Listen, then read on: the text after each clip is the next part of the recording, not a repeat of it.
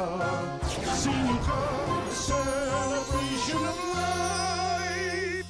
Welcome to Simcha, a celebration of life. I'm your host, Eitan Berger.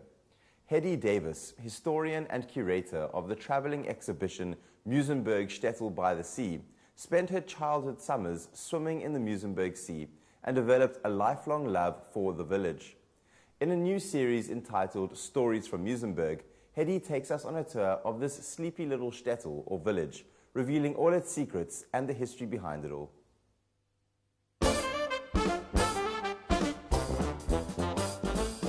You may remember the Memories of Muizenberg exhibition. I was the historian, the researcher, and the editor of that exhibition. I felt that the exhibition only touched the surface of the story of Muizenberg. There was just so much more to it. And while the exhibition was done on 110 memoirs, subsequently I helped 400 people write their memoirs. So that has been a work of art in itself. And from these 500 memoirs, every line in this book comes from someone's memoir. And I feel so indebted to these people. They were so generous. The photographs they gave us, the stories they gave me. There are stories in this book that no Muizenberger has ever heard. The stories of the Ballabosters.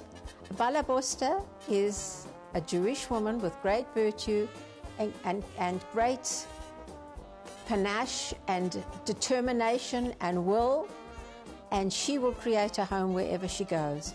And a Ballaboster's home is the best home of them all. In Muizenberg, there were several. They were either widows or they were war widows, women who had to make a living. And they started by letting out one room, and then it was 2 rooms, and then they had a little boarding house. And in Muizenberg at the height, about end of 1949-50, there were 100 hotels and boarding houses in this little village that only had a community of 1,000 people, of which just under half were Jewish. At that time, Muizenberg was known as Jewsenberg. Some people still think it was offensive, but really, even Jewish people used that term for their own village because they loved it so much. The first people who came there were Jewish. That was by chance. That was Isidor and Rosa Hirsch, and they came from Germany, and they were there in 1880 when there was absolutely nothing more than an inn. That inn they bought, and Rosa turned it around. She made it beautiful, and by 1883, the Wynberg Times gave her a wonderful write-up in their newspaper and said it was a wonderful hotel. It could stand anywhere in the world. It was so excellent. Just a few meters down the road from the synagogue, we come to the intersection of Atlantic Road and Main Road, Muizenberg. Across the way, to our right, is the place where Farmer Peck stood, the very first hotel that Isidor Hirsch bought. It was a tiny little inn, and its position was perfectly situated on the little stream that runs down from the mountain 365 days of the year. It was a watering point. That was where he developed that first hotel, and eventually it became the Grand. Across the way, where Checkers is today, that is where he built a beautiful hotel known as Hirsch's Temperance Hotel. That became the Marine Hotel.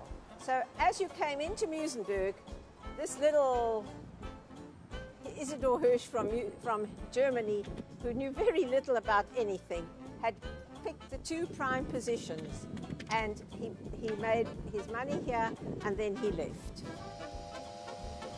1882, the train reached Muizenberg. So Hirsch had timed his arrival, 1800, very well. He was there. Soon after came the railway line. The one thing about Muizenberg, from the very beginning, it is the first point along the coast where people can go to swim. And they flocked to Muizenberg from the very beginning, 9,000 people on a Sunday during the summer. And when they arrived there, who was there to greet them, selling baskets of food? Mr. and Mrs. Hirsch. They had hampers ready. And eventually he got the control of the little cottage at the railway station, and he had a cafe there, which he had for quite a long time. 1900, the people coming to Muizenberg were probably a good mix, mostly Gentile. When did the Jewish invasion arrive? That came a little bit later. In fact, 1920, there were quite a few hotels already, quite a few boarding houses.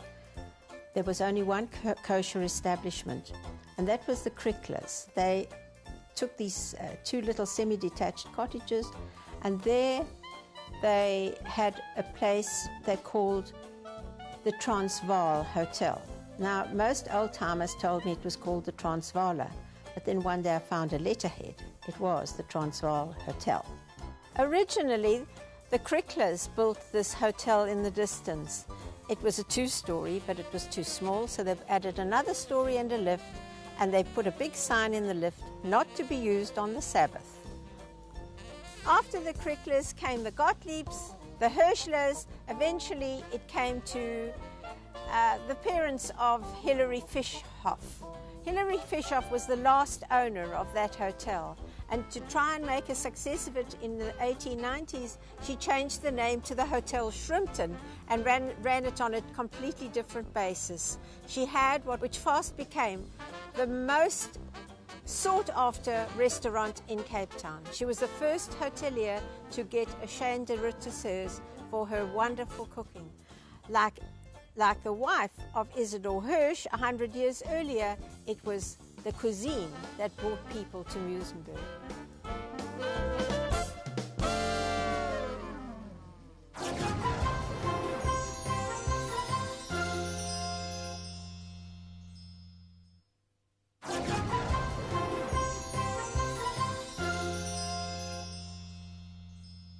The wealthy and the poor used Muizenberg as a holiday resort, with the town boasting stunning seaside homes and 7 big hotels. Unfortunately, the hotels are now gone, but there are numerous buildings of great architectural value, reflecting both Edwardian and Victorian styles.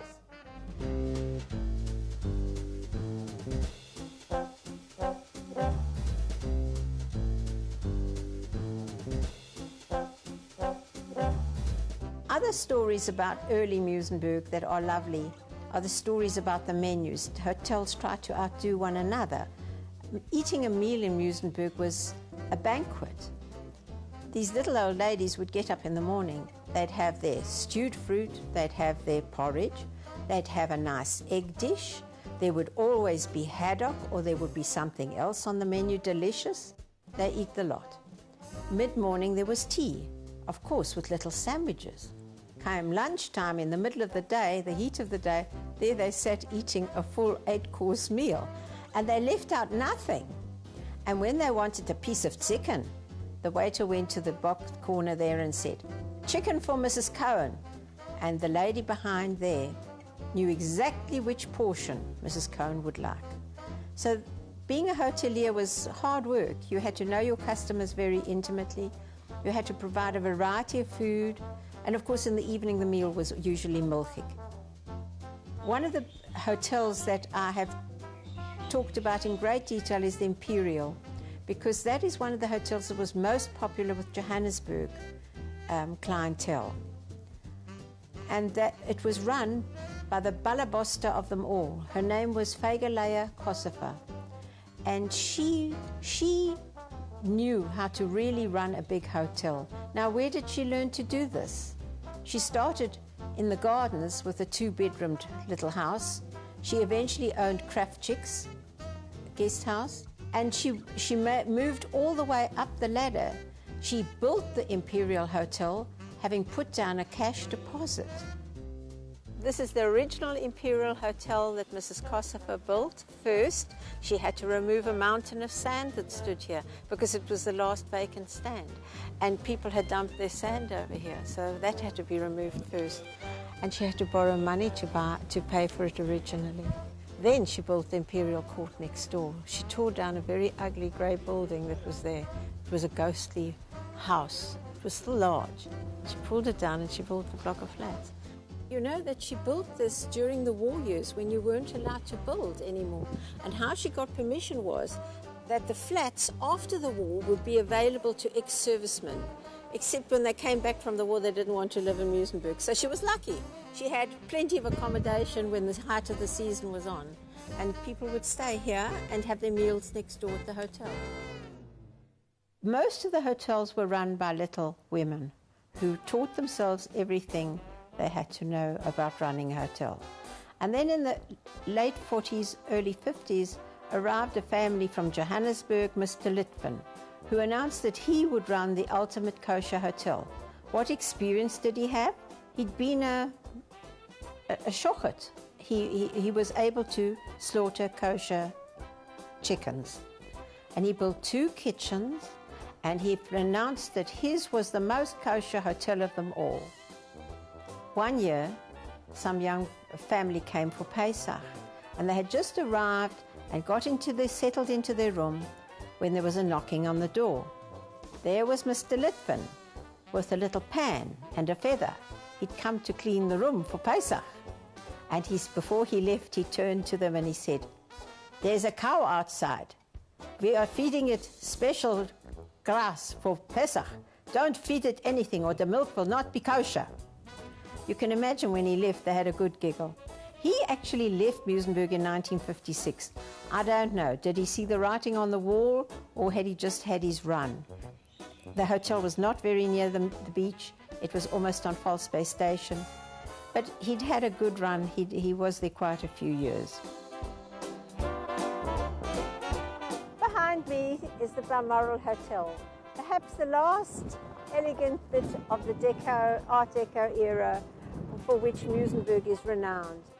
The concrete pavilion would have stood across the way, the pavilion that everybody misses so much, except they don't remember that at the time it was smelly and musty and dirty. The Balmoral Hotel was built in 3 parts by a man who had great foresight. He saw this as the most important stand in the whole of Muizenberg. And so he first began building on the far corner where he could afford to build.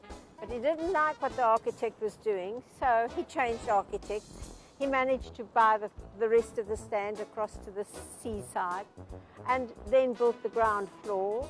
And afterwards, the whole building was built. It doesn't look quite as it did in its heyday, but it is going to have a new restoration, and hopefully that will be more pleasing to the eye. When you say Muizenberg to most people our age, the one thing they remember is the Snake Park. That was the in place. The Snake Park, or the Snake Pit as it had become known.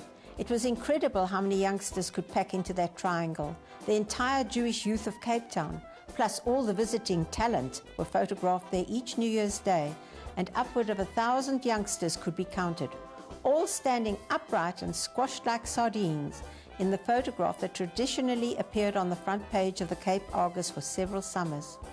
There simply was no place to sit down, and who cared? They were young, and they were meeting up with other Jewish youngsters, and many a romance began between 2 young people who had literally bumped into each other on that hot-packed beach. But many young couples who met on the sands of Muizenberg lived happily ever after. For even more, it was simply a summer romance, accompanied by the crooning of Pat Boone's Love Letters in the Sand. Who can forget the sweet melancholy of the words? Or maybe it was Elvis Presley's Love Me Tender that became your personal theme song.